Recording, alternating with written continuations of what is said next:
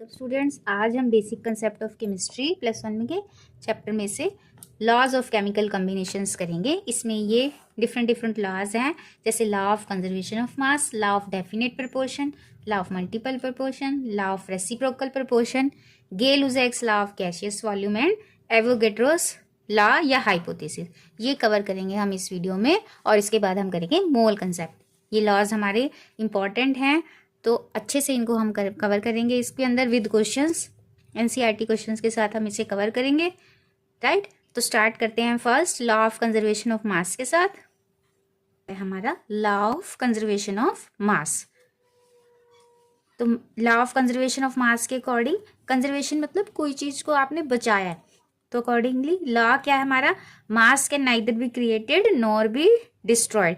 जो किसी भी केमिकल चेंज में या फिजिकल चेंज में, जो भी हमारे नेचर में हो रहे हैं, चाहे वो केमिकल चेंज है चाहे फिजिकल चेंज है, जो मास होता है टोटल हमारा, क्योंकि ये केमिस्ट्री है तो हम इसमें रिएक्टेंट और प्रोडक्ट के हिसाब से लेंगे, तो रिएक्टेंट्स में जो मास जितना भी इन्वॉल्व है किसी भी कंपाउंड का, एटम का, तो वो इक्वल होता है जो हमारे प्रोडक्ट्स फॉर्म है। ये नहीं है कि कहीं बीच में मास हमारा क्या हो गया, एलिमिनेट हो गया, या नया मास जितना रिएक्टेंट्स का लिया उससे फालतू मास उसमें बन गया।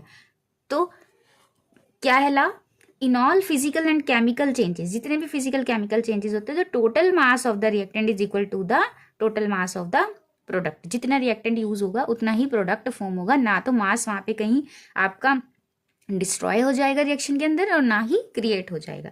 और किसने दिया था ये, एंटोनी ल्यूइजियर ने ये हमारा लॉ दिया था। फॉर एग्जाम्पल, अब ये हमारा मर्करी ऑक्साइड है, ये हमारा क्या है, मर्करी ऑक्साइड है, और मतलब एक जर्नल रिएक्शन हमने एज एन एग्जाम्पल ली है, क्या बना दिया इसने, मर्करी, और हमें हमारी ऑक्सीजन गैस इवॉल्व हुई है। तो इसमें मर्करी ऑक्साइड का वेट कितना है हमारा टोटल, ये हमारा 100 ग्राम, और ये हमारे मर्करी होती है 92.6 ग्राम के राउंड अबाउट आ जाए। इतने ग्राम हमारी ऑक्सीजन प्रोड्यूस हुई, इतना मर्करी जो यूज है। तो जब आप टोटल करोगे तो ये 6 और 4 ये 10, और ये 190, 8 और ये 210, और ये 100, तो इधर भी 100 आएगा और इधर भी क्या है हमारे पास 100 है, कि टोटल मास जो है विद इन द रिएक्शन क्या रहता है, हमेशा सेम रहता है। ये हमारी रिएक्शन है, कि कोई भी आप रिएक्शन, आप एक एग्जाम्पल ले कर सकते हो। तो ये मैंने मरकरी का एग्जाम्पल लेके आपको समझाया है कि रिएक्टेंट का मास हमेशा बराबर होता है प्रोडक्ट के मास के, कि इधर जो क्वांटिटी होगी एरो से इधर, उसका टोटल इधर वाले टोटल के बराबर है, पर रिएक्शन क्या होनी चाहिए, बैलेंस होनी चाहिए। यहाँ पे एक एग्जाम्पल से आपको और क्लियर होगा, जो हम एक न्यूमेरिकल इससे रिलेटेड करके देखते हैं। What mass of silver nitrate will react with 5.85 gram of sodium chloride. Sodium chloride के कितने वेट के साथ ये रिएक्ट हो आपका silver nitrate to produce 14.35 gram of silver chloride and 8.5 gram of sodium nitrate form. पहले आप रिएक्शन लिखो, ये आपका सिल्वर नाइट्रेट, राइट, फिर किसके साथ रिएक्ट हो रही है, सोडियम क्लोराइड NaCl, और बन क्या रहा है आपके पास, सिल्वर क्लोराइड AgCl बन गया, प्लस सोडियम नाइट्राइट NaNO3। अब एक बार चेक करो क्या ये बैलेंस है, जितने नंबर ऑफ एटम्स रिएक्टेंट में उतने ही प्रोडक्ट में। पहले इसको चेक करना है आपने, बैलेंस करनी है इक्वेशन, फिर आप इसके आगे प्रोसीड करोगे। सिल्वर 1 है, नाइट्रोजन 1, ऑक्सीजन 3, सोडियम 1, क्लोराइड, ये ऑलरेडी बैलेंस्ड इक्वेशन है एक। अब इसके अंदर जो जो चीजें हमें दी हैं वो एज इट इज नोट कर लो। तो सोडियम क्लोराइड वो कहता है 5.85 ग्राम लिया है, और हमारा सिल्वर क्लोराइड जो प्रोड्यूस हुआ है वो कितना प्रोड्यूस हुआ है, 14.35 ग्राम प्रोड्यूस हुआ है, और सोडियम नाइट्रेट कितना प्रोड्यूस हुआ है, 8.5 ग्राम। हमें क्या चीज निकालनी है कि what mass of silver nitrate, ये निकालना है। तो इसको हम क्या ले लेंगे, x। अब इधर का sum should be equal to इधर प्लस 8.5, राइट। अब x को यहाँ रख के बाकी चीजों को उधर ले जाके हम सॉल्व करेंगे अपना। पहले इनको ऐड कर लेते हैं, 5 और 3 8, और 5 एज इट इज, 8 4 12, और 1 यहाँ पे आ गया 22.85, और ये आपका x प्लस 5.85। अब x को इधर रहने दो, और ये इधर जाके क्या हो जाएगा, माइनस का 22.85 माइनस 5.85, राइट। अब ये 0.85 इधर वाली साइड आपका 0 0 आ जाएगा। अब 12 - 5 7। आप इधर करके रफ वर्क ऐसे भी लिख के कर सकते हो स्टूडेंट्स, ऐसे करके इस तरीके से आप अपना रफ वर्क में कर सकते हो। तो इधर 0 आ गया, इधर 7 और ये 1, तो 17 ग्राम विल बी द आंसर। कितना हमारा सिल्वर नाइट्रेट यूज हुआ है, AgNO3 कितना रिक्वायर्ड था फॉर द रिएक्शन, 17 ग्राम, ये आंसर है। इसी तरीके से स्टूडेंट अब इस वाले क्वेश्चन को स्टूडेंट्स अपने आप करो, आप वीडियो को पॉज करके आप इस वाले न्यूमेरिकल की प्रैक्टिस करो और फिर आंसर मैच करोगे विद द वीडियो। पहले पॉज करो वीडियो को, राइट। अब ये हमारा क्वेश्चन है 6.3 gram of sodium bicarbonate are added to 15 gram of acetic acid solution, the residue is found to weigh इतना, what is the mass of carbon dioxide release in the reaction. अब पहले reaction लिखो, इतने gram add हुआ acetic acid के साथ, ये acid base reaction है, सोडियम कार्बोनेट एक वीक बेस है, एसिड के साथ रिएक्ट हुआ और वो क्या प्रोड्यूस कहते हैं, जो रेजिड्यू बना वो इतना था, तो कार्बन डाइऑक्साइड कितनी रिलीज हुई। इस केस में हमारे पास सोडियम एसीटेट बनेगा CH3COONA, ये हमारा सॉल्ट बन गया, प्लस कुछ वाटर बनेगा और कार्बन डाइऑक्साइड बनेगी, राइट। अब वो ये सारा रेजिड्यू है, ये कार्बन डाइऑक्साइड है, ये हमारा X है, ये निकालना है, ये उसने दिया हुआ है क्वेश्चन में। ये 6.3 ग्राम है, ये आपका 15 ग्राम है, गिवन है। ये रेजिड्यू भी वो कह रहा है कितना है, 18.0 ग्राम।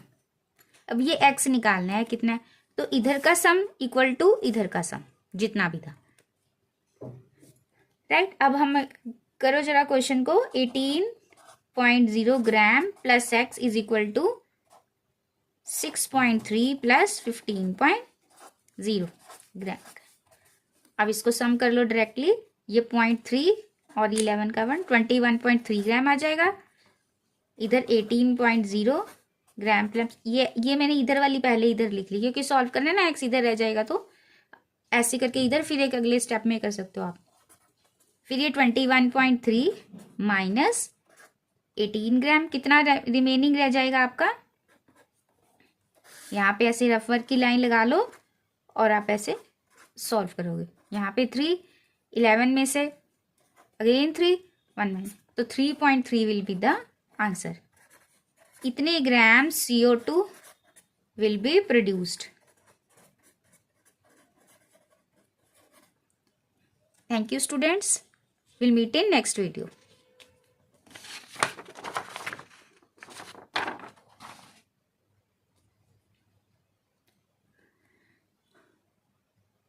Now our next law is law of constant composition और definite proportion।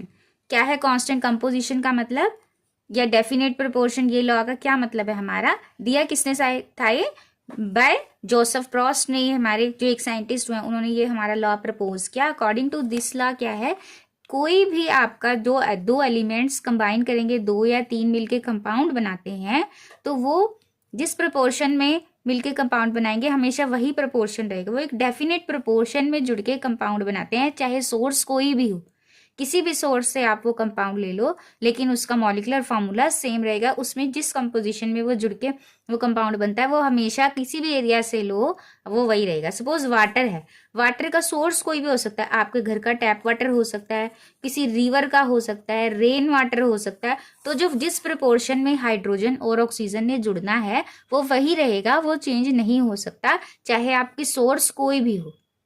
According to this, a given compound always contains exactly the same proportion of element, कि एक given compound कोई भी, जैसे हमने ये H2O लिया, हमेशा always contain exactly the same proportion, जिस proportion में ये combine हुए हैं उसी में ही combine होंगे by weight। अगर वाटर की बात होगी तो चाहे इंडिया का वाटर हो चाहे किसी और कंट्री का वाटर हो, उसमें हाइड्रोजन और ऑक्सीजन जिस प्रपोर्शन में जुड़ के ये H2O बना है उसी में ही कंबाइन होंगे। अब किस रेशो में कंबाइन हुए हैं यहाँ, अब हाइड्रोजन और ये ऑक्सीजन, हाइड्रोजन कितना एटॉमिक वेट होता है 1, तो 2 में कितना हो गया आपका 2 हो गया, और ऑक्सीजन का एटॉमिक वेट कितना होता है 16 ग्राम,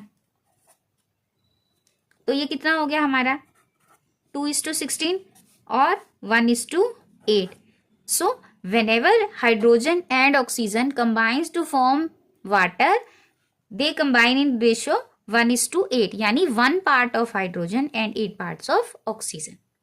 Always they combine in this ratio.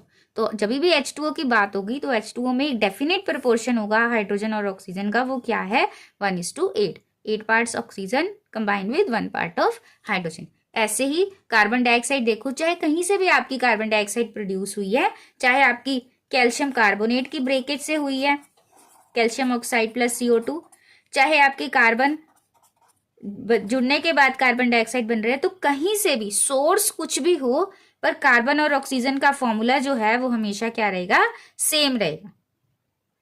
Right. तो उसी को और क्लैरिफाई करने के लिए हम एक न्यूमेरिकल करते हैं.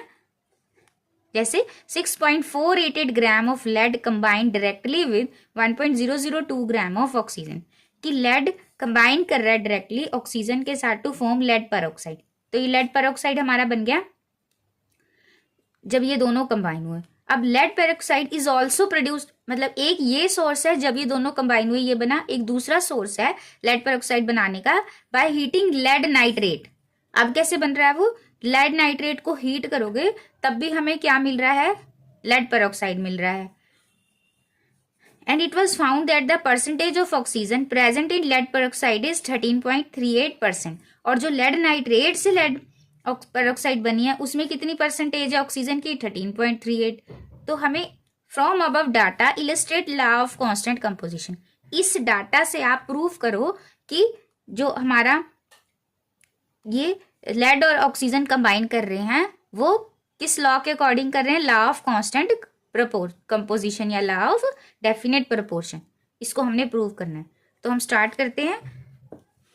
अब इस केस में लेड कितना लिया है, पीबी क्या है हमारी 6.488 ग्राम, और हमारा ऑक्सीजन कितना लिया डायरेक्ट इसके साथ जो कंबाइन हो रहा है 1.022 ग्राम. तो कितना कंपाउंड बन गया लेड पेरोक्साइड, PbO2 कितना बन गया हमारा 6.488 ग्राम प्लस 1.022 ग्राम. अब कितना आ गया हमारा ये आंसर सॉल्व करने के बाद,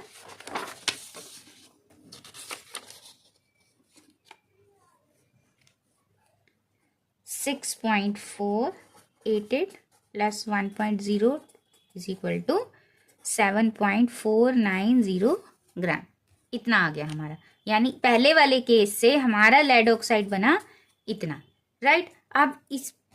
अब अगले वाले केस में हमें उसने दिया हुआ है कि ऑक्सीजन इतनी, and it was found that the percentage of oxygen की परसेंटेज दी हुई है नेक्स्ट में. तो अगर हम पहले वाले में भी ऑक्सीजन की परसेंटेज निकाल लें, इससे जो लेड ऑक्साइड बना है और जो बाद वाले पेरोक्साइड से ऑक्सीजन मिली है, अगर वो दोनों ऑक्सीजन बराबर आ जाती हैं तो हमारा लॉ प्रूव हो जाता है कि एक सोर्स तो ये है जिससे लेड ऑक्साइड बनी, उसमें ऑक्सीजन की एक कंपोजिशन है, एक सोर्स ये है. अगर दोनों में ऑक्सीजन सेम है तो क्या प्रूव होता है कि हर बार जब भी लेड ऑक्साइड बनेगा तो हमारे लेड और ऑक्सीजन एक डेफिनेट प्रोपोर्शन में ही एक दूसरे से जुड़ेंगे. राइट. तो हम ऑक्सीजन का यहाँ दिया है तो ऑक्सीजन का ही हम ऊपर से निकाल लेते हैं, कितनी परसेंटेज आएगी. परसेंटेज के लिए ये हमारा ऑक्सीजन था, कंबाइन हो रहा है, टोटल में इसकी कितनी परसेंटेज होगी, percentage of oxygen in first experiment कितनी हो गई हमारी 1.002 divided by total weight of compound. Total का पहले जो एलिमेंट है डिवाइडेड बाय टोटल हमारा जो कंपाउंड है उसका वेट इनटू 100. राइट. यहां से अगर हम इसे सॉल्व करते हैं तो हमारे पास कितना आ जाएगा, इसको करके देखना स्टूडेंट्स, ये आ जाएगा आपका 13.38, आपके इतने ग्राम, इतने परसेंटेज आ जाएगी. राइट. और percentage of oxygen from second experiment वो हमें कितनी दी हुई है, वो भी हमें इतनी दी हुई है 13.38.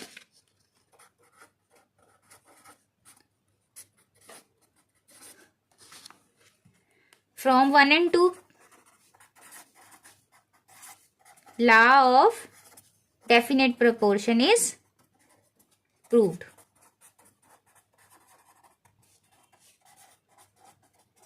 Right students. आपको 2 एक्सपेरिमेंट से लेड ऑक्साइड पेरोक्साइड बना है। एक पहले वाले जब डायरेक्टली कंपाउंड हो रहे हैं, एक आपके लेड नाइट्रेट को हीट करने से बन रहा है। तो इसमें आपको ऑक्सीजन की परसेंटेज दी हुई थी, इसमें हमने ऑक्सीजन की परसेंटेज निकाल ली। तो हमारे पास क्या आ गया, रिजल्ट जो हमारा सेम आया वो प्रूव करता है कि जब भी लेड ऑक्साइड बनेगा तो ऑक्सीजन एक डेफिनेट प्रोपोर्शन में जुड़ेगी, दैट इज दिस, और लेड का इसमें से माइनस करके निकल जाएगा। उसकी हमें जरूरत नहीं, इसी से हमारा प्रूव हो गया। राइट स्टूडेंट, ऐसे ही आपको एक और न्यूमेरिकल दिया गया है। मैं चाहती हूँ कि आप वीडियो को पॉज करें और इसको खुद प्रैक्टिस करें और उसके बाद आंसर आप मैच करें। Right, 2.16 gram of copper metal when treated with nitric acid followed by ignition of the nitrate gave 2.70 gram of copper oxide. अब इतना कॉपर रिएक्ट कर रहा है नाइट्रिक एसिड के साथ और इतना कॉपर ऑक्साइड बन रहा है, ठीक है। और अनदर एक्सपेरिमेंट में 1.15 gram of copper oxide upon reduction with hydrogen gave this. अब उल्टा हो रहा है दूसरे में।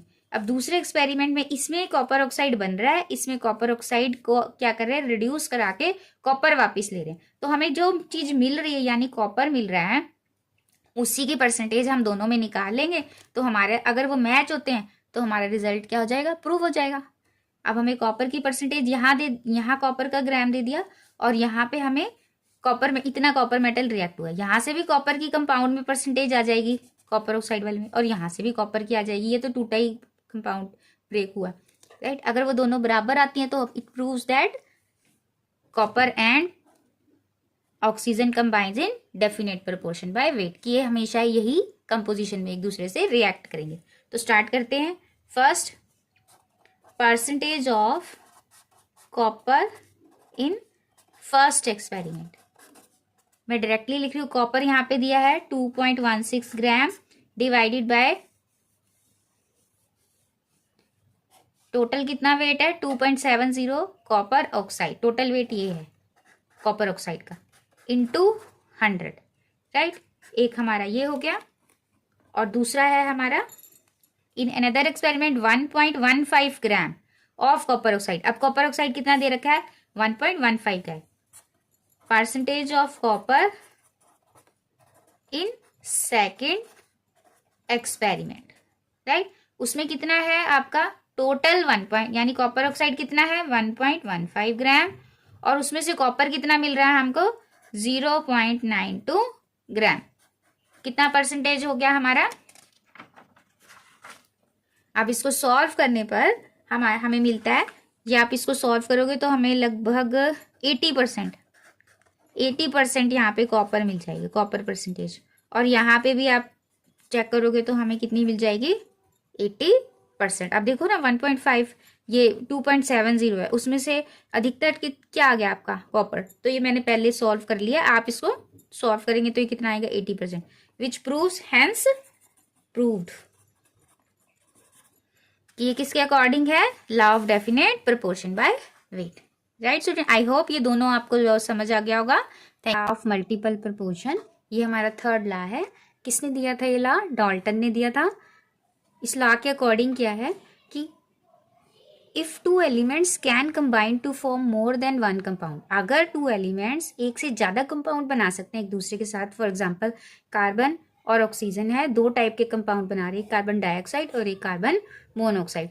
The masses of one element that combines with the fixed mass of the other elements are in the ratio of small whole number, कि जो हमारा एक एलिमेंट दूसरे एलिमेंट की फिक्स्ड रेशियो जो मासेस है उससे कंबाइन करता है, तो वो उसकी खुद की रेशियो क्या होगी, एक सिंपल होल नंबर रेशियो। जैसे कार्बन है, ऑक्सीजन 2 ऑक्सीजन से यहाँ कंबाइन कर रहा है और 1 ऑक्सीजन से यहाँ कंबाइन कर रहा है। तो अगर हम कार्बन की खुद की जो रेशियो लें इन दोनों कंपाउंड्स के अंदर, तो वो क्या निकलेगी, एक सिंपल होल नंबर रेशियो। पर हमें दूसरे का जो हमारा जो वेट है वो प्रोपोर्शन है वो फिक्स करना होगा। अगर 1 ऑक्सीजन के हिसाब से ले रहे हैं तो इसको भी हाफ करना होगा, और अगर 2 के हिसाब से ले रहे हैं तो इसको क्या करना होगा, डबल करना होगा। यानी एक को फिक्स कर देना है, और हमें जो दूसरा एलिमेंट है उसकी अपने खुद के साथ जो सिंपल रेशियो है दोनों कंपाउंड्स में, वो क्या निकलेगी, एक सिंपल होल नंबर रेशियो निकलेगी। तो हम इसको करके देखते हैं जिससे आपको थोड़ा क्लियर हो कि whenever two elements combine to form more than one compound, then if the mass of one of the element is fixed, then the ratio of the elements, second elements in the two different compounds will be simple whole number ratio, कि दो different compound में दूसरे element की जो ratio होगी वो एक whole number ratio होगी, जो आपको एक एग्जाम्पल से थोड़ा इजीली क्लैरिफाई होगा। अब कार्बन यहाँ पे कितने ऑक्सीजन से वो कंबाइन कर रहा है, 12 parts of carbon is combining with how many parts of oxygen, 32 parts. कितने हैं, 32 पार्ट्स, ठीक है, 12:32 parts, and in this case 12 parts of carbon combined with how many oxygen, 16 parts, right? Now here also 32 parts combined with 12, तो 16 parts कितना हो जाएगा, इसका half कर दो, it means 6:16, और here 12:16. Now oxygen is fixed. अब इन दोनों की आप रेशो देखो, कार्बन कार्बन की simple whole number ratio, carbon in CO2 6 parts, carbon in carbon monoxide 12 parts, तो आपस में कितनी रेशो हो गई, 6:12 और 1:2। तो ये आपकी क्या आ गई, simple whole number ratio, simple whole number ratio. So whenever two elements combine to form more than one compound, then fixing the molecular mass of one of the element, the second elements bears the simple whole number ratio within the two compounds, right? अब हमने oxygen को fix कर दिया, अब यहाँ 2 oxygen थे, यहाँ 1, तो हमने 1 के हिसाब से निकाल लिया, यानी 16, यहाँ पे 32 कंबाइन कर रहे हैं 12 के साथ, तो 16 कितने के साथ करेगा, 6 से, और यहाँ पे 16 ही था, तो अब यहाँ पे कार्बन की ये परसेंटेज और इधर मोनोऑक्साइड में कार्बन की ये परसेंट आपस में क्या करते हैं, बियर करते हैं होल नंबर रेशो। क्लियर हो गया स्टूडेंट्स? एग्जाम्पल से इसी को और क्लियर करते हैं हम। नाइट्रोजन हमारे 5 ऑक्साइड्स बना सकता है, नाइट्रोजन और ऑक्सीजन मिलके 2 से ज़्यादा मतलब 5 तक कंपाउंड्स बना रहा है अलग अलग, तो उनमें हम चेक करेंगे कि जो नाइट्रोजन की हर एक कंपाउंड में आपस में है एक सिंपल होल नंबर रेशो आ रही है, तो हमारा ये वाला जो लॉ है, लॉ ऑफ मल्टीपल प्रोपोर्शन वाला क्या होगा, सेटिस्फाई होगा। तो इस वाले एग्जांपल को लेके भी अब हम एक बार क्लैरिफाई करें। अब इस केस में जो हमारा नाइट्रस ऑक्साइड है, नाइट्रोजन के कितने मॉलिक्यूल एटम्स हमारे रिएक्ट कर रहे हैं, यानी कि 28, एक का वेट है 14, तो 2 का कितना हो गया 28 पार्ट्स रिएक्ट हो रहे हैं नाइट्रोजन के कितने ऑक्सीजन के साथ, 16 के साथ।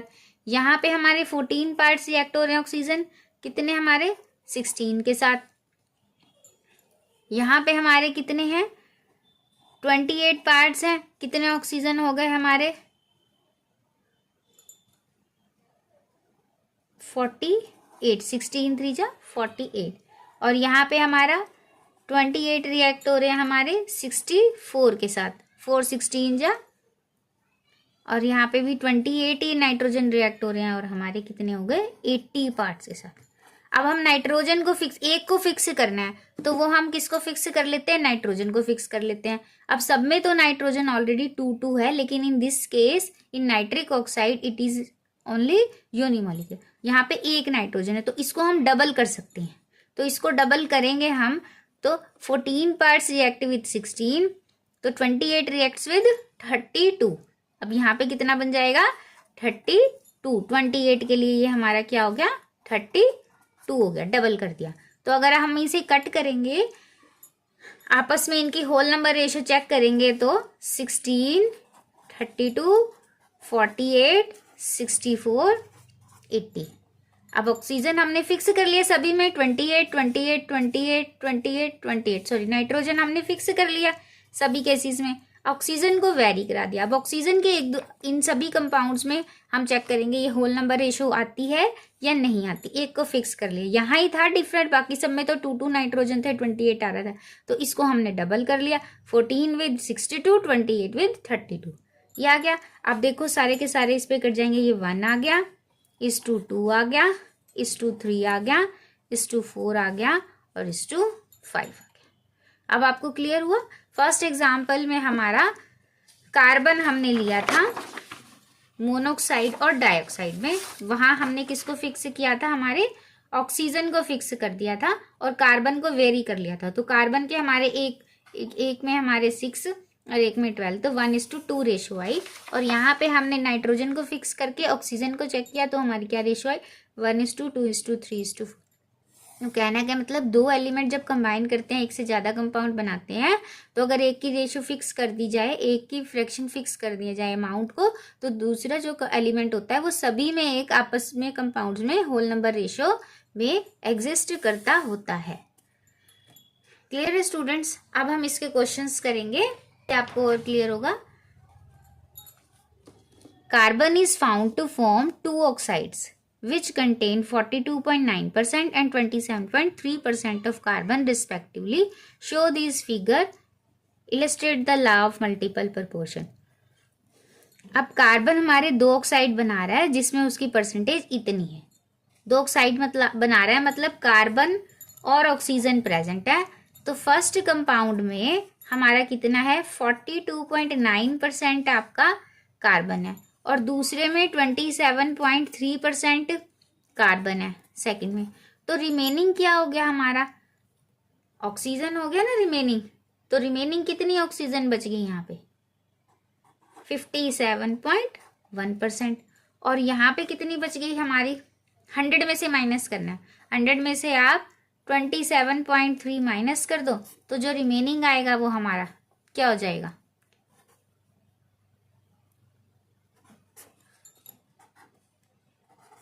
कार्बन हो गया ना। Carbon is found to form 2 oxides which contain इतने एंड इतने ऑफ कार्बन। कार्बन दे दिया, रिमेनिंग हमारी ऑक्सीजन हो गई। क्लियर है? अब ये हमने इतनी इतनी परसेंटेज निकाल ली। अब हमने क्या इसको प्रूव करना है कि ये लॉ ऑफ मल्टीपल प्रोपोर्शन में है या नहीं। तो इसमें रेशो चेक करनी है। हम ऑक्सीजन की रेशो से चेक कर लेंगे कि वो सब में एक होल नंबर रेशो बना रही है या नहीं बना रही, कार्बन को फिक्स करके। ठीक है, कार्बन को हम फिक्स कर लेते हैं, ऑक्सीजन की निकाल लेते हैं।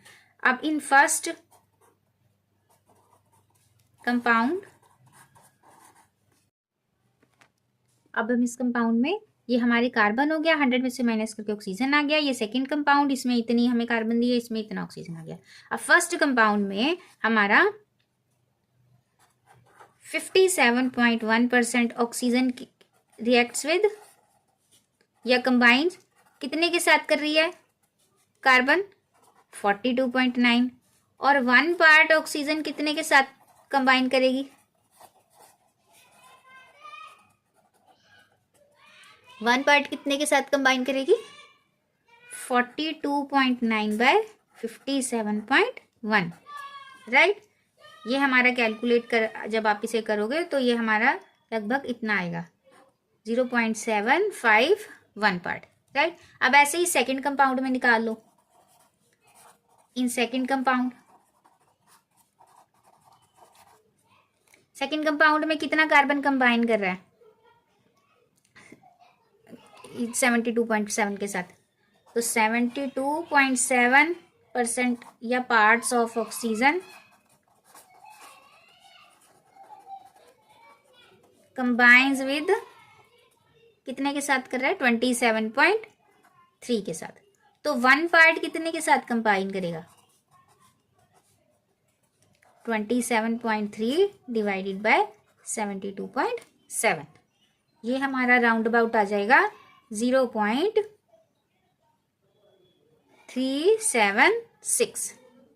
अब यहाँ पे भी हमारा कार्बन आ गया एक के लिए, यहाँ पे भी कार्बन आ गया। अब इन दोनों की हम चेक करेंगे आपस में होल नंबर रेशो है या नहीं है। अब दोनों कंपाउंड में हमने ऑक्सीजन फिक्स कर ली ना, ऑक्सीजन कितनी ले ली, 1 पार्ट। 2 अलग अलग कंपाउंड बन रहे हैं कहते हैं कार्बन के, जो ये इस परसेंटेज में आ रहे हैं। तो हमने उनको प्रूफ करना है कि ये मल्टीपल प्रोपोर्शन है नहीं। अगर हमने कार्बन की जितने ऑक्सीजन के सेम पार्ट के साथ कंबाइन कर रहे हैं, यानी 1 पार्ट ले लिया हमने, 1 पार्ट के साथ कंबाइन कर रहे हैं, अगर वो सिंपल होल नंबर रेशियो में आ जाते हैं तो हमारा ये प्रूव हो जाता है। कंपेयरिंग कार्बन इन 2 कंपाउंड्स, तो कितनी है इनकी रेशियो, 0.751 इज टू 0.371।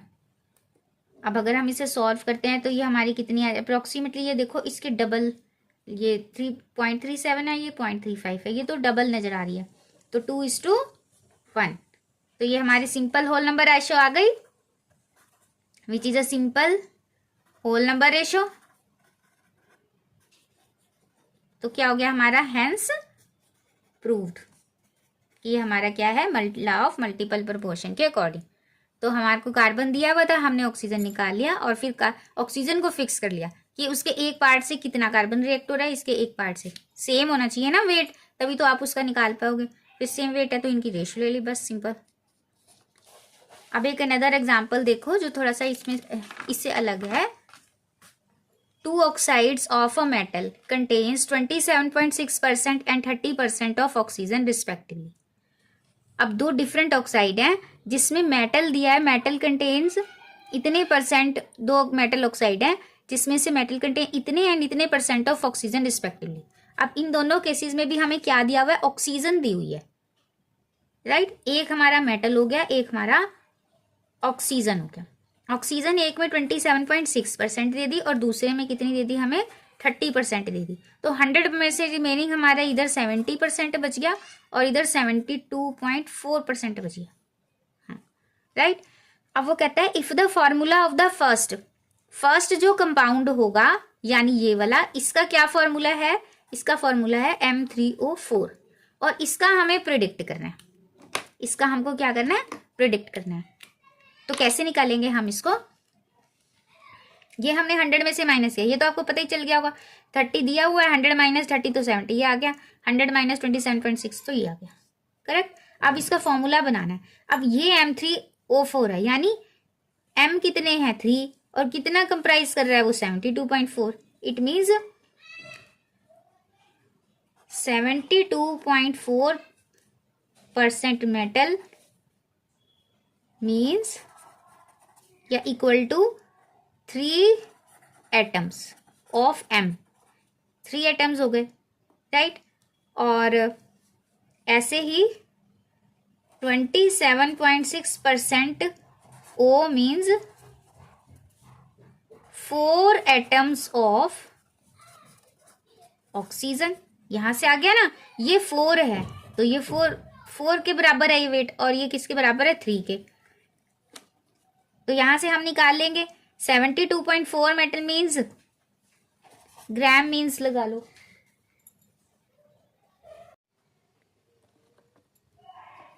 तो 3 एटम्स के बराबर है हमारे 72 तो हमें दूसरे मॉलिक्यूल के लिए, कंपाउंड के लिए निकालना है। 72.3 मतलब है 3, तो 70 किसके बराबर हो गया, is equal to 3/72.4 into 70, right. यहां से हमें किसके मिल जाएंगे, मेटल के कितने नंबर ऑफ एटम्स है, और ऐसे ही ऑक्सीजन के मिल जाएंगे। 27.6 किसके बराबर है, कितने एटम्स ऑफ ऑक्सीजन, 4, और हमारा 30% किसके बराबर होगा, 30 पार्ट्स ऑफ ऑक्सीजन का क्या मतलब है हमारा, 4/27.6 इंटू 30। यहां से हमें किसकी, मेटल की मिल जाएगी और यहां से हमें किसकी मिल जाएगी, ऑक्सीजन की मिल जाएगी, राइट स्टूडेंट्स। तो इसको हम कैलकुलेट करते हैं तो हमारे पास कितना आ जाता है, 2.90।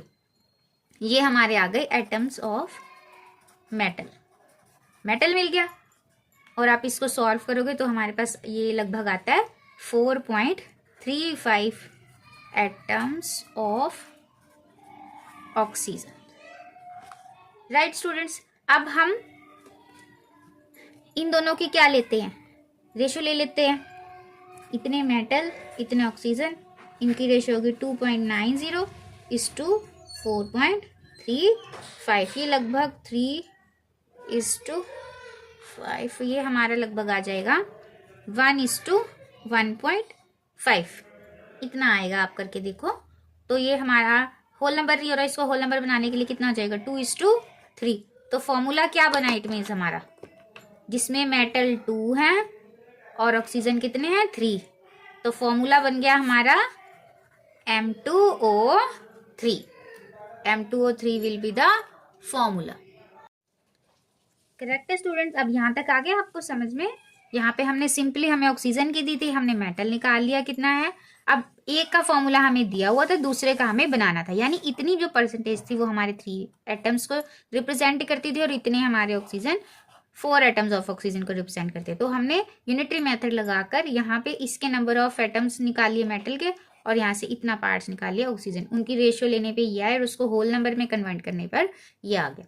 करेक्ट। अब आप इसी तरीके से ये वाला क्वेश्चन सिंपल हमारा फर्स्ट की तरह ही है, इसको आप नोट करो। Elements X and Y form 2 different compounds, 2 compound बना रहे हैं एक्स और वाई अलग। इन द फर्स्ट इतने gram of x is combined with इतने ग्राम ऑफ वाई, ये दोनों आपस में रिएक्ट हो रहे हैं। इन द सेकंड ये और ये कंबाइन हो रहे हैं। Show that these data illustrate the law of. Simply आपने एक को फिक्स करके 1 ग्राम और दूसरे की रेशियो निकालनी है और चेक करना है कि वो लॉ ऑफ मल्टीपल प्रोपोर्शन को सेटिस्फाई करता है या नहीं करना। तो ये आप करके कमेंट बॉक्स में अपना आंसर मैसेज करोगे कि कितनी होल नंबर रेशियो आ रही है। तो thank you so much, will meet in next video. Welcome students, आज हम करेंगे लॉ ऑफ रेसिप्रोकल प्रोपोर्शन, जो किसने दिया था? रिक्टर ने दिया था। क्या है इस लॉ के according? According to this law the ratio of the masses of 2 elements A and B which combine separately with the fixed mass of the third element C. कि अगर हम मासेस का रेशियो लें, किसके मासेस का? 2 ऐसे elements का जो थर्ड एक सेम एलिमेंट के साथ कंबाइन कर रहे हैं। जैसे ये कार्बन और ये ऑक्सीजन की बात हो रही है, ये 2 ए और बी हमारे एलिमेंट हैं जो एक थर्ड एलिमेंट के साथ दोनों कंबाइन कर रहे हैं। तो वो क्या होंगे? आपस में क्या प्रोजेस करेंगे? एक simple whole number ratio. Simple whole number ratio मतलब वो डेसिमल्स में नहीं आएगी वैल्यू, वो किस में आएगी? मल्टीपल में आएगी, होल नंबर आएगा कोई ना कोई। अब यहाँ पे कार्बन हाइड्रोजन से कंबाइन कर रहा है और ऑक्सीजन भी हाइड्रोजन से कंबाइन कर रहा है। तो अगर हम हाइड्रोजन का मास फिक्स करके इन दोनों की रेशियो लेते हैं तो वो क्या आएगी? हमेशा एक होल नंबर रेशियो आएगी। तो चेक करते हैं हम, कार्बन कितने पार्ट्स हाइड्रोजन से कंबाइन कर रहा है? 12 parts of hydrogen is combining with of carbon is combining with how many parts of hydrogen? 4 parts of hydrogen, यानी 12:4 हो गया यहाँ पे। और इन दिस केस कितने ऑक्सीजन रिएक्ट कर रहे हैं हाइड्रोजन के साथ? 2 पार्ट्स हाइड्रोजन और 16 पार्ट्स हमारे हो गए ऑक्सीजन के। तो यहाँ पे क्या है? तो ऑक्सीजन को ही मैं इधर लिखती हूँ, ये हमारे 2 पार्ट्स के साथ। अब यहाँ 4 पार्ट्स है हाइड्रोजन के, यहाँ 2 पार्ट्स हैं, तो इनको बराबर करना पड़ेगा। इसको भी 4 टाइम्स कर लेती हूँ, डबल कर लेती हूँ तो 4 हो जाएगा। तो यानी 2 parts of hydrogen are reacting with 16। तो 4 पार्ट्स कितने के साथ रिएक्ट करेंगे? इसको डबल कर दो, इसको भी 2 से इंटू 2, ये कितना हो गया? 32। करेक्ट है स्टूडेंट? ये मैंने 4 पार्ट्स के लिए ले लिया तो डबल हो गई, तो ऑक्सीजन भी अब 16 से क्या हो गया? डबल होके 32। और ये अब ये 4 फिक्स हो गया, हाइड्रोजन हमारे फिक्स है 4। तो अब इनकी कार्बन और ऑक्सीजन की आपस में क्या रेशो आएगी? यहाँ पे कितनी आई?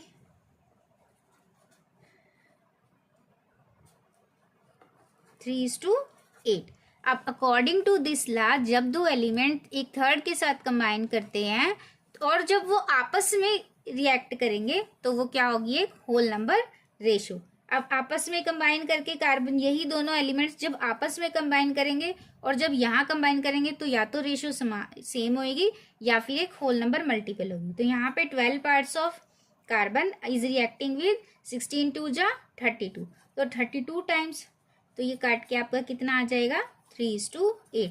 तो ये हमारी क्या आ गई? सेम रेशो आ गई, राइट। तो ये एक ट्रायंगल जैसा बन गया। ये हो गया आपका रेसिप्रोकल लॉ। कार्बन, यहाँ पे हमारा हाइड्रोजन ले लेते हैं क्योंकि हाइड्रोजन से लिया था, और यहाँ हमारा कार्बन और ऑक्सीजन यहाँ मिलके ये CO2 बना रहे हैं, यहाँ ये मिलके CH4 बना रहा है, और यहाँ ये मिलके क्या बना रहा है? हमारा H2O, राइट। तो यहाँ पे जब ये तीसरे एलिमेंट के साथ कंबाइन करते हैं और जब आपस में कंबाइन करेंगे तो इनकी रेशो यहाँ और यहाँ क्या आएगी? एक होल नंबर मल्टीपल। यहाँ 3:8 आई और यहाँ भी कितनी थी? 3:8। तो इस लॉ को क्या कहते हैं? Law of reciprocal proportion. जब 2 एलिमेंट थर्ड के साथ कंबाइन करें और फिर जब आपस में कंबाइन करें तो वो उनकी आपस में रेशो क्या होती है? Whole number multiple. यहाँ पे दोनों की रेशो विद जब वो खुद कंपाउंड बनाएंगे उसके साथ एक होल नंबर रेशो। क्लियर है स्टूडेंट्स? अब इसी को और हम एक एग्जाम्पल के साथ, एक क्वेश्चन के साथ करते हैं कि इसका क्वेश्चन किस तरीके से होता है। या तो डायरेक्ट लॉ पूछा जाता है या फिर न्यूमेरिकल भी, वैसे रेयर है लेकिन फिर भी हम प्रैक्टिस कर लेते हैं। अब यहाँ पे कार्बन डाइऑक्साइड दिया हुआ है। Carbon dioxide contains 27.27% of carbon. CO2 में कार्बन कितना है हमारा 27.27%। तो ऑक्सीजन कितना आ जाएगा, 100 माइनस दिस कर लो, 27.27, 7 आ गया, 9 में 2, ये आ गया आपका 72.73%। करेक्ट है। अब यहाँ पे देखो कार्बन डाइसल्फाइड कंटेन्स इतने % ऑफ कार्बन एंड कार्बन। अब कार्बन डाइसल्फाइड ये हो गया। अब इसमें कितना कार्बन है हमारा 15.79%। ये हमारा रफ वर्क है। तो अगेन 100 माइनस 15.79, 10 माइनस 9 1 और 9 2 4 और ये 8। अब ये कितना हो गया यहाँ पे, ये सॉल्व करने के बाद इतने ऑक्सीजन आ गया, इतना कार्बन आ गया। अब 27.27% ऑफ कार्बन कंटेन इतने ऑक्सीजन। तो 1 gram carbon contains, carbon dioxide contain कितना हो जाएगा, कितने के साथ रिएक्ट करेगा carbon. 1 gram carbon reacts with, या रिएक्ट्स आ जाएगा यहाँ पे, reacts with how much oxygen. तो यहाँ पे 72.3 अपॉन 27.7। ऐसे ही यहाँ पे 1 gram carbon reacts with how much oxygen, और सल्फर आएगा सॉरी यहाँ पे। तो यहाँ पे 84.21 अपॉन 15.7। इसको सॉल्व कर लेंगे तो हमारे पास आ जाएगा, ये सॉल्व कर लेती हूँ मैं यहाँ पे, और हमारे पास आ जाएगा आफ्टर सॉल्विंग, ये हमारा आएगा 2.67 ग्राम, और यहाँ पे आ जाएगा हमारा 5.33 ग्राम। राइट। अब यहाँ पे हमारा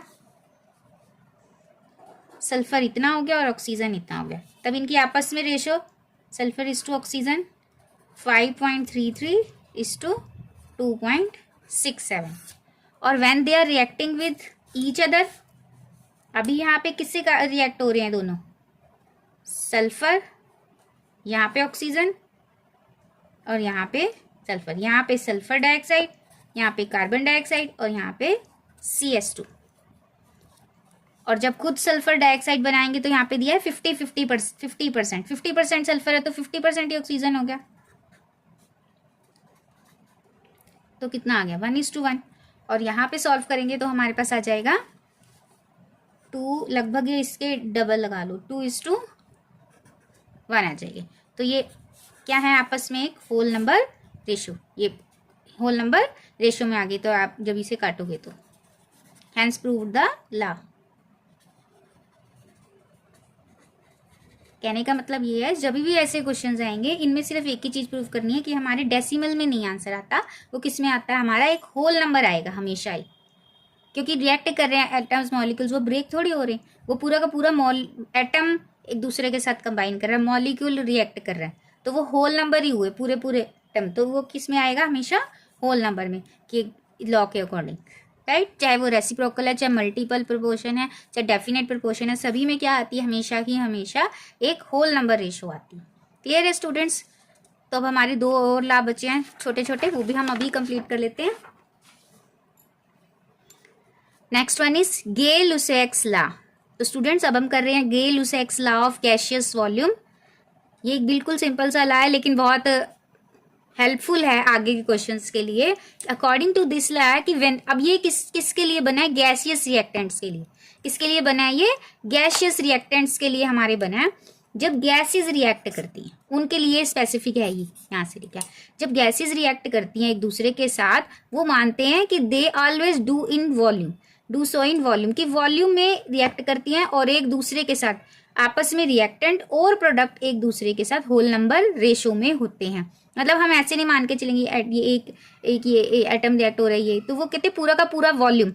गैस किस में मापी जाती है, वॉल्यूम की फॉर्म में मापी जाती है। तो वही वो कह रहा है कि गैसेस रिएक्ट किस में करती हैं, वॉल्यूम में।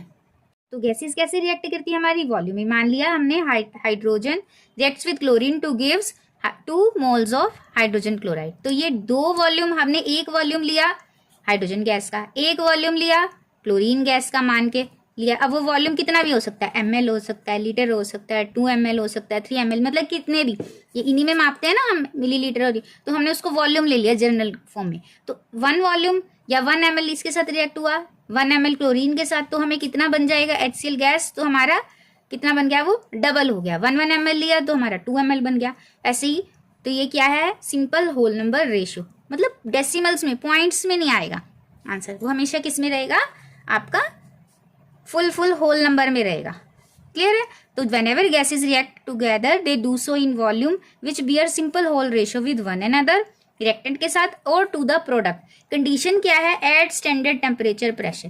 टेम्परेचर और प्रेशर क्या होना चाहिए हमारा, स्टैंडर्ड होना चाहिए, मतलब वेरी नहीं करना चाहिए, फिक्स होना चाहिए। स्टैंडर्ड टेम्परेचर प्रेशर क्या हमारा 298 केल्विन हम टेम्परेचर ले लेते हैं, ऐसे 1 एटमॉस्फेयर प्रेशर ले लेते हैं, या मतलब जो भी लिया है वो फिक्स होना चाहिए। नॉर्मल टेम्परेचर प्रेशर या स्टैंडर्ड टेम्परेचर प्रेशर पे हमारा जो गैसेज होती हैं, जब वो रिएक्ट करती हैं तो वो होल नंबर रेशियो बियर करती हैं, और they react in volumes, volume में रिएक्ट करती हैं। क्लियर है। ये सिंपल सा हमारा गैस-लूसा लॉ है। और इसी को आगे बढ़ाते हुए जो हमारा अदर इंपॉर्टेंट लॉ है वो हमारा है Avogadro's hypothesis and Avogadro's law. इन्हीं को ही आगे बढ़ाया गया है। ये जो लॉ है बड़ा इंपॉर्टेंट लॉ है गैस-लूसा का, इसी के ही आगे और फर्दर मॉडिफिकेशन करके एक बहुत इंपॉर्टेंट लॉ है, जिससे हमें सारे मोल्स के क्वेश्चन इसी पे बेस है। बड़ा अच्छा इंपॉर्टेंट लॉ है ये। क्या है ये, according to this law equal volume of all gases under STP standard temperature pressure contain equal number of molecules.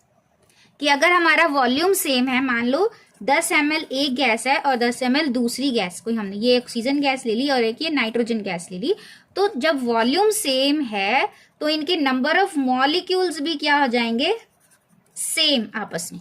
Number of molecules भी क्या हो जाएंगे, सेम हो जाएंगे इनके। सपोज इसमें n मॉलिक्यूल्स हैं तो इसमें भी n मॉलिक्यूल्स हैं। तो अगर वॉल्यूम सेम है और टेम्परेचर स्टैंडर्ड टेम्परेचर प्रेशर भी सेम है, तो क्या होगा, आपस में जो भी गैसेज होंगी उनके अंदर सेम नंबर ऑफ मॉलिक्यूल्स होंगे, अगर उनके वॉल्यूम सेम है तो। बड़ा ही इंपॉर्टेंट लॉ ये Avogadro hypothesis law. According to this equal volume of all gases, कोई भी गैस हो अगर दूसरी गैस से उसका वॉल्यूम सेम है, 1 लीटर है दूसरा भी 1 लीटर है, 10 ml है 10 ml, ऐसे मतलब वॉल्यूम सेम है, x ml जितना भी लिया है, तो उनके नंबर ऑफ मॉलिक्यूल्स भी क्या हो जाएंगे, आपस में बराबर हो जाएंगे। बस कंडीशन क्या है, वहां पे लिखा होगा क्वेश्चन में STP या NTP, मतलब स्टैंडर्ड टेम्परेचर प्रेशर। मतलब ये नहीं एक का टेम्परेचर वेरी कर रहा है और दूसरा पर्टिकुलर टेम्परेचर पे है, तब उनके वेरी कर जाएंगे, क्योंकि टेम्परेचर इफेक्ट कर देगा वॉल्यूम को। वॉल्यूम चेंज हो जाएगा ना, ऑटोमेटिक नंबर ऑफ मॉलिक्यूल्स क्या हो जाएंगे, बदल जाएंगे। तो सेम इसलिए टेम्परेचर प्रेशर वहां पे लिखा होगा कि स्टैंडर्ड है। उस टेम्परेचर स्टैंडर्ड टेम्परेचर प्रेशर पे आपकी जो गैसेज होंगी उनके अंदर सेम अमाउंट ऑफ मॉलिक्यूल्स क्या होंगे, इसके अंदर प्रेजेंट होंगे। और इसी के आगे एप्लीकेशंस है। यही लॉ हमें और बहुत सारे क्वेश्चंस करने में हेल्प करेगा। तो उसके लिए हमारे कुछ एक फॉर्मूला है जो यहीं से डिराइव हो जाएंगे एवोगैड्रो लॉ से। तो मैं आपको बता देती हूँ किस किस के बीच में रिलेशन है। एक तो पहली चीज, इससे एटॉमिसिटी निकाल सकते हैं कि नंबर ऑफ मॉलिक्यूल, कि एक सपोज कोई एक गैस दी हुई है, ऑक्सीजन ही गैस दी हुई है, उसके कह दिया आपके पास 1 लीटर है और उसके अंदर आपके पास सपोज x मॉलिक्यूल्स प्रेजेंट है, इसके बता दिए। और कह दिया nitrogen find the number of molecules present in 10 litre of nitrogen gas. अब इसके निकालने, तो आपको पता है 1 लीटर में x मॉलिक्यूल्स हैं, तो 10 लीटर में कितने हो जाएंगे, 10 × x, और ये दोनों at standard temperature pressure. Clear है। ऐसे करके हम एटॉमिसिटी एटम्स निकाल सकते हैं। और वैसे तो आगे मैं बताऊंगी भी एवोगैड्रो नंबर के अकॉर्डिंग निकलेंगे। क्लियर। अब हम दूसरी चीज इससे क्या निकाल सकते हैं, इससे हम वेपर डेंसिटी और मोलर मास में रिलेशन निकाल सकते हैं। वेपर डेंसिटी होती क्या है, वेपर डेंसिटी होती है रिलेटिव डेंसिटी। इसको और क्या कह सकते हैं, रिलेटिव डेंसिटी भी कह सकते हैं इसको। रिलेटिव डेंसिटी होती है कि किसी भी गैस की density with respect to hydrogen gas. Density of a gas किसके रिस्पेक्ट में, डेंसिटी ऑफ हाइड्रोजन गैस, इसके रिस्पेक्ट में। इसको कहते हैं वेपर डेंसिटी। इसको क्या कहते हैं हम, vapour density.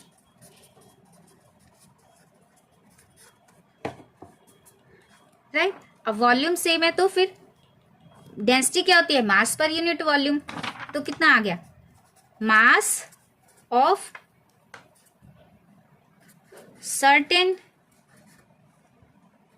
Volume of gas upon mass of same volume of hydrogen at STP जरूर है कि फिक्स है हमारा।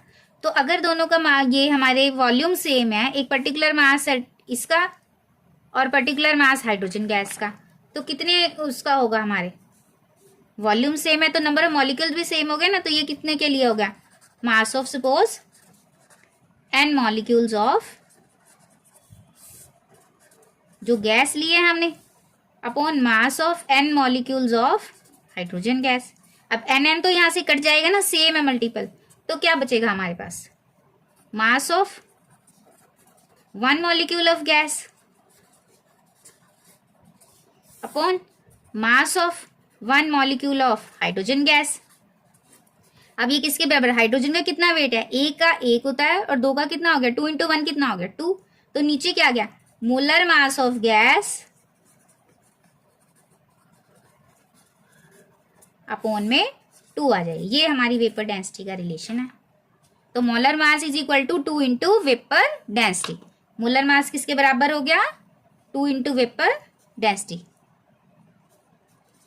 Molar mass is equal to 2 × इसका मैं यहाँ पे लिख लेती हूँ वेपर डेंसिटी। ये हमारा रिलेशन है, ये हमें रिलेशन एवोगैड्रो हाइपोथेसिस से मिला है, जो क्वेश्चंस करने में आपको काम आएगा। और वैसे भी ये एक इम्पॉर्टेंट फॉर्मूला आपको याद रखना है कि मोलर मास किसके बराबर होता है, 2 × वेपर डेंसिटी के बराबर होता है। क्लियर।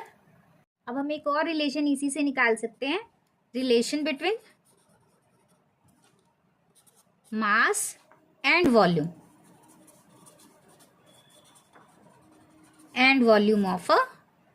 Of gas. ये भी एक बड़ा इंपॉर्टेंट रिलेशन है क्वेश्चंस के लिए। तो होता क्या है, मोलर मास की मॉलिक्यूलर मास किसके बराबर है, अभी हमने निकाला था रिलेटिव डेंसिटी से 2 × वेपर डेंसिटी। और वेपर डेंसिटी हमारी क्या है, वेपर डेंसिटी होती है हमारी मास of certain volume of gas upon mass of same volume of hydrogen gas. ये हमने अभी अभी किया था रिलेशन, राइट। तो ये किसके बराबर हमने निकाला था, सेम वॉल्यूम में हमने ले लिया। उसके बाद ये अभी वॉल्यूम सर्टेन वॉल्यूम हमने लेना है, वो कितना ले लिया, मान लो सपोज 1 लीटर ले लिया। Mass of 1 litre molecules of gas और mass of 1 litre molecules of hydrogen gas. Volume fix कर लिया ना हमने, 1 लीटर के लिए ले लिया। अब पता है हमें, ये नोन है कि जो 1 लीटर हाइड्रोजन गैस होती है उसका वेट कितना होता है, 0.089 ग्राम इतना होता है। तो मास ऑफ 1 लीटर ऑफ गैस, ये सारा का सारा एसटीपी है, वो मैंने लिखा नहीं है।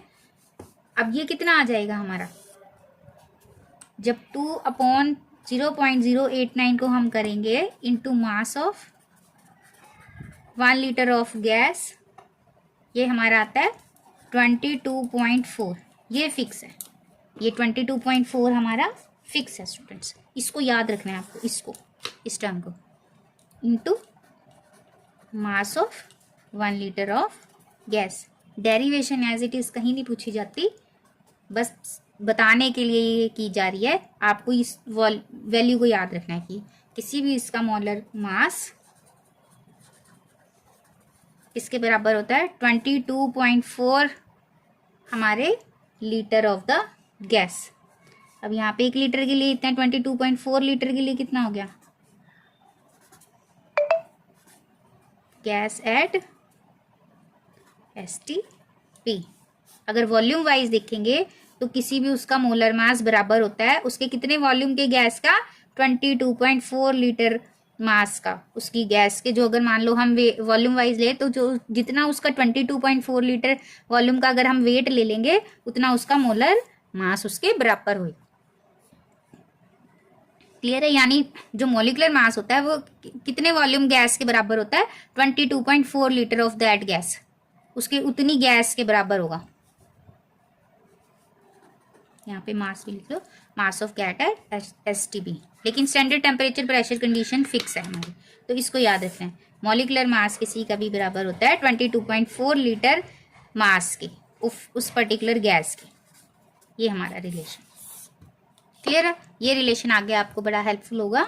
मोल्स के हमारे क्वेश्चन जो इस चैप्टर के लिए और जो एज इट इज़ केमिस्ट्री के बेस के लिए बहुत इंपॉर्टेंट एक टॉपिक है, उसके लिए ये as it is derivation important नहीं है, ये याद रखना है आपको। तो स्टूडेंट्स बस इसकी ज़रूरत है हमें कि molar mass is equal to 22.4 litre mass of a particular gas, कि हमारे 1 मोल के बराबर है। तो अब नेक्स्ट हमारी जो वीडियो होगी उसमें हम सारे मोल्स रिलेटेड क्वेश्चन करेंगे, जो केमिस्ट्री का एक तरीके से बेस ही है और बड़ा इंपॉर्टेंट टॉपिक है, वो आपने बिल्कुल मिस नहीं करना और अच्छे से समझना है। Till then, thank you so much student and subscribe for more videos.